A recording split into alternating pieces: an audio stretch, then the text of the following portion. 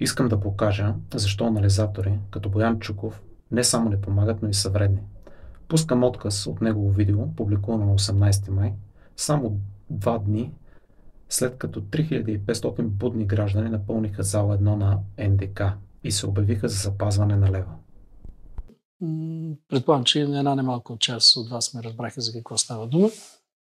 Налагането на еврото в България вече е проблем, включително и на глобални фактори, така че не виждам по какъв начин вътрешните съпротивителни сили ще бъдат в състояние да спрат налагането на еврото.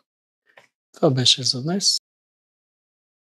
Господин Чуков открива топлата вода и ни казва, че глобални фактори искали приемането на еврото у нас. Сякаш никой от нас не знае, че така наречените управляващи са най-много треторазрядни слуги и че всичко, което правят, се диктува отвън, каквито процеси наблюдаваме и в цяла Европа със същите марионетни елити.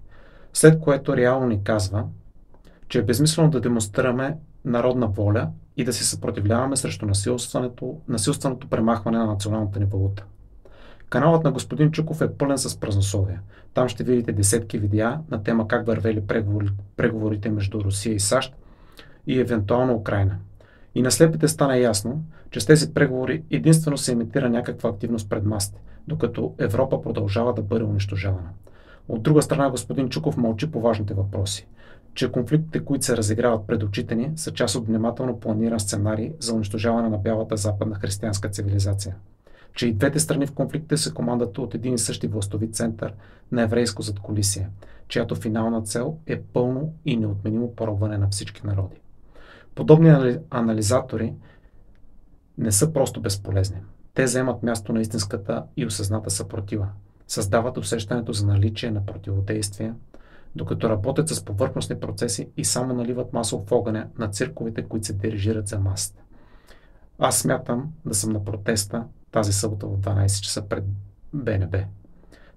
Съберем ли се достатъчно, можем да постигнем всичко.